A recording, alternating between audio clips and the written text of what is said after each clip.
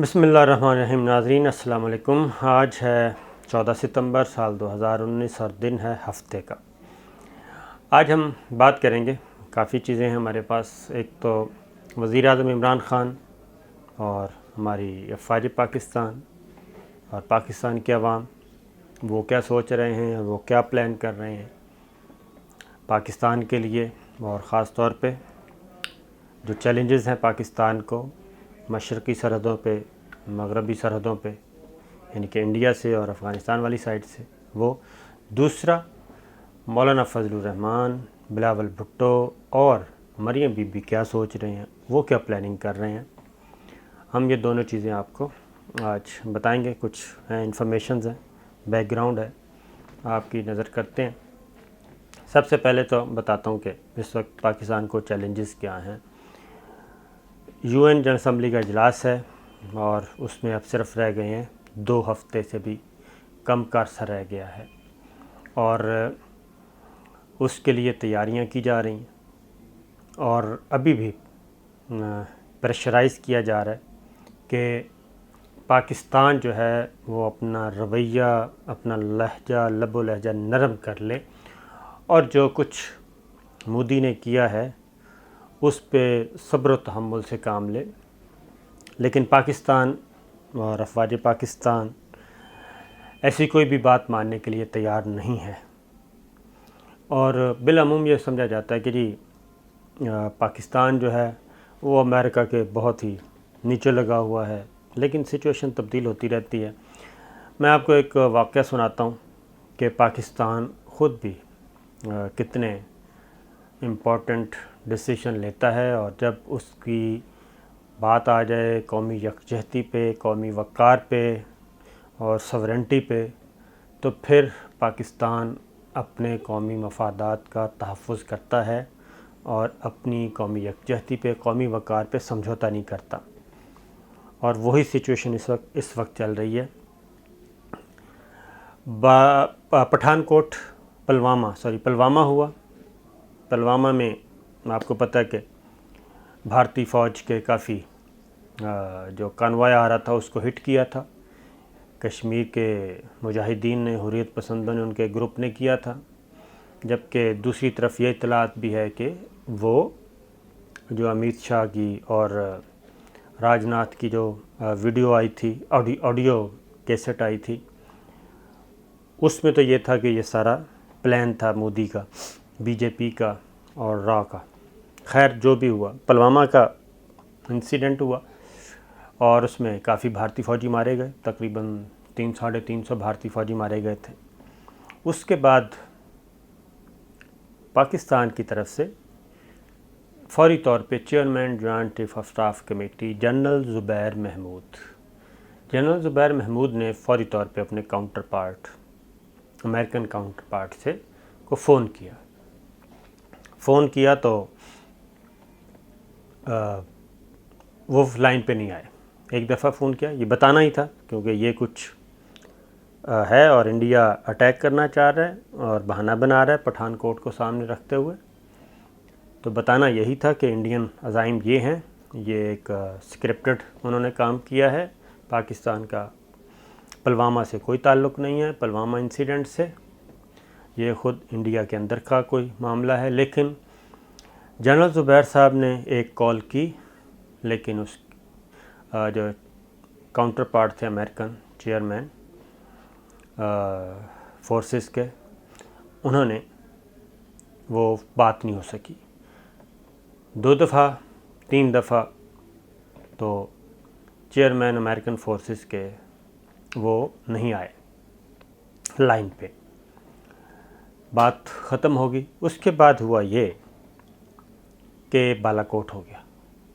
Indian طیارہ آیا، بالا کوٹ میں اٹیک کیا اور میزائل پھینک کے چلا گیا۔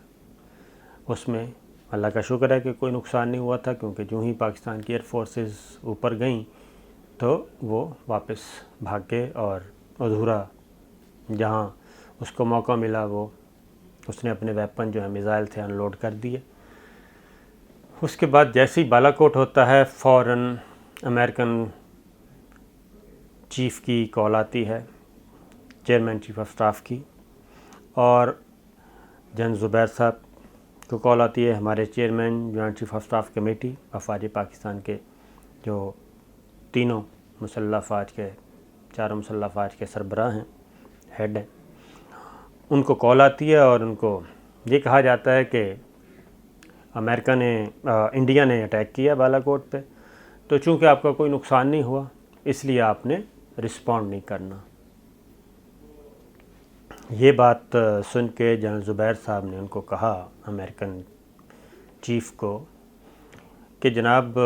بات یہ ہے کہ جب پچھلے 2 دن سے میں نے 3 کالز کی لیکن آپ نے کال کا نہ جواب دیا، نہ رسپانس دیا اور نہ کال لی، اور یہ ٹائمنگز ہیں آپ کے اسٹاف کے پاس درج ہیں، اور اب آپ کال کر کے یہ کہہ رہے ہیں کہ ہم رسپونڈ نہ کریں۔ تو جنرل زبیر صاحب نے کہا کہ we will respond, there is no other option, یہ کہہ کے انہوں نے کال بند کر دی، اور اس کے بعد امریکنز ہکا بکا رہ گئے،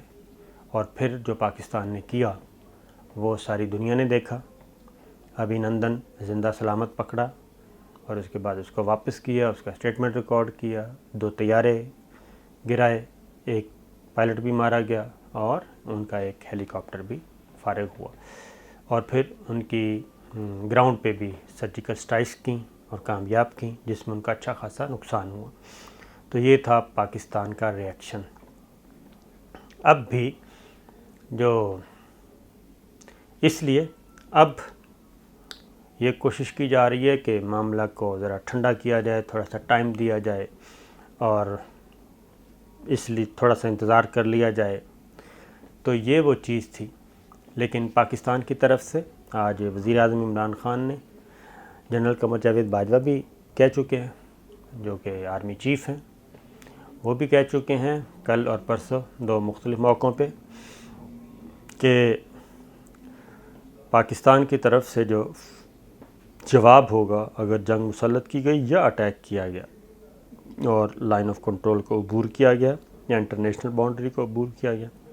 تو پھر اس کا جواب خوفناک ہوگا۔ اب وزیر اعظم عمران خان نے بھی آج پھر کہہ دیا، کل جلسے میں بھی کہا تھا، آج پھر انہوں نے کہا ہے الجزیرہ کو انٹرویو دیتے ہوئے کہ پاکستان جنگ میں پہل نہیں کرے گا، لیکن اگر جنگ ہوئی، ہم پہ حملہ ہوا، ہماری ٹیریٹوریل انٹیگریٹی کو، ٹیریٹوریل ایریے کو کراس کیا گیا، لائن آف کنٹرول کو یا انٹرنیشنل بارڈر کو، تو پھر جنگ ہوگی روایتی، لیکن اختتام اس کا ایٹمی جنگ پہ ہوگا اور ایٹمی حملے پہ ہوگا، اور اس کے لیے پاکستان کے پاس کافی زیادہ آپشنز موجود ہیں۔ تو یہ پیغام دیا جا چکا ہے پوری دنیا کو، اور اس میں اب کوئی کمپرومائز کا سوال ہی پیدا نہیں ہوتا۔ اب یہ سارے میسیجز جا رہے ہیں، جبکہ ادھر مقبوضہ کشمیر میں سچویشن جو کی توں ہیں، یہ ہم آپ کو کل بتائیں گے کہ انڈین اسٹیبلشمنٹ کیا سوچ رہی ہے، کیونکہ ان کو بھی رپورٹس تو جا رہی ہیں، اپنے را بھی، انٹیلیجنس بیورو بھی، دیگر فورسز بھی، دیگر انٹیلیجنس ایجنسیز جو ہیں وہ سب کے سب دلی میں اپنی رپورٹس بھیج رہی ہیں، ڈیلی بیسس پہ بھیج رہی ہیں، اور جو ان کی اسیسمنٹ ہے وہ بھی بھیج رہی ہیں، تو وہ تو ابھی ان کے کنٹرول میں نہیں ہے یہ چیز۔ دوسری جانب اب آپ دیکھیں کہ دوسرا پلان کیا کیا جا رہا ہے کہ وزیر اعظم عمران خان اور جنرل قمر جاوید باجوہ سے نجات کیسے حاصل کی جائے، یہ پلان کر رہے ہیں مولانا فضل الرحمان اور مریم بی بی۔ بلاول بھٹو کا کبھی کبھی دل کرتا ہے، لیکن وہ زیادہ بلیک میل کر رہے ہیں اور ہمت نہیں پڑ رہی، لیکن یہ بات میں آپ کو بتا دوں کہ مولانا فضل الرحمان اور مریم بی بی بالکل ایک پیج پہ ہیں، اور دھرنے کے لیے وہ دھرنے کو ایک ٹول کے طور پہ استعمال کر رہے ہیں، اور یہ بھی بات چیت چل رہی ہے کہ ہم یہ دھرنا مؤخر کر سکتے ہیں، اگر دھرنا ملتوی کر سکتے ہیں، مؤخر کر سکتے ہیں اگر ہمیں بہت اچھی ڈیل دے دی جائے۔ ڈیل میں کیا ہے کہ نواز شریف صاحب کو رہا کریں، مریم بی بی کو رہا کریں اور ادھر سے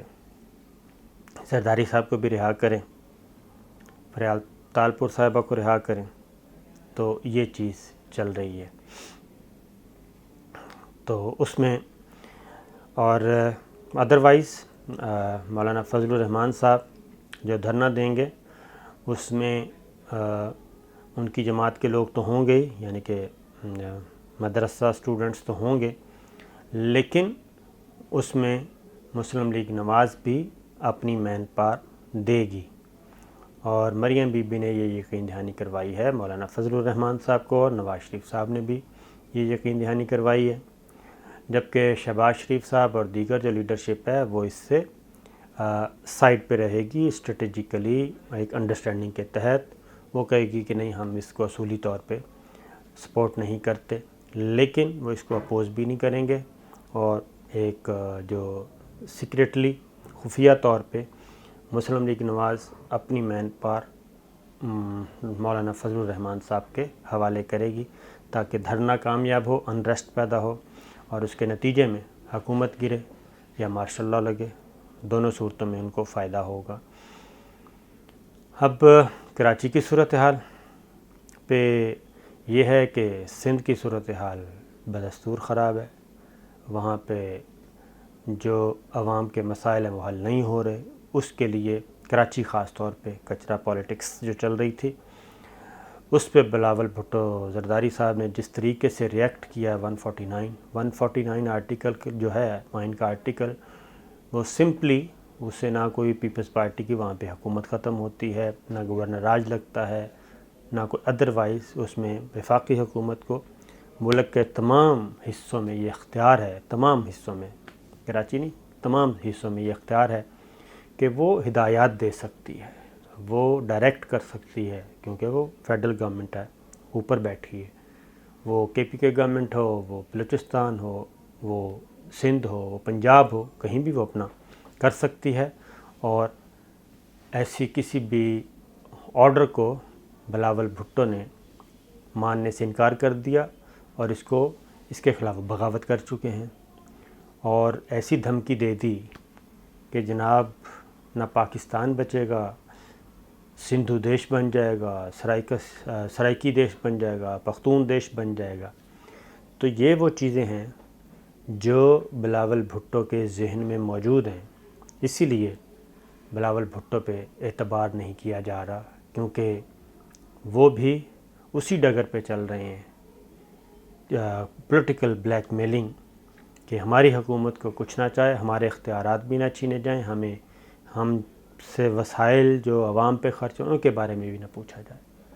تو یہ گیم چل رہی ہے۔ پاکستان کی گورنمنٹ، پاکستان کی ملٹری قیادت، سیاسی اور فوجی قیادت، وہ کیا سوچ رہی ہے، پاکستان کو کیا درپیش ہے۔ ایسٹرن بارڈر پہ ہمارے روزانہ کوئی نہ کوئی جوان شہید ہو رہا ہے افواج پاکستان کا، ویسٹرن بارڈر پہ بھی آج شہید ہوئے ہیں، 2 اٹیک ہوئے ہیں مغربی سرحد افغانستان والی سائڈ سے۔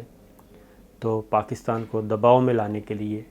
یہ گیم پلان کیا جا رہا ہے، اور اندر سے بھی ایک پریشر ڈیولپ کروایا جا رہا ہے، جس میں اندرونی ہاتھ بھی ہے، بیرونی ہاتھ بھی ہے، تاکہ پاکستان کو دباؤ میں لایا جائے، کیونکہ افغان طالبان رشیا پہنچے ہوئے ہیں، اور اس کے بعد وہ چائنا بھی جائیں گے اور باقی اسٹیک ہولڈر سے بھی ملیں گے۔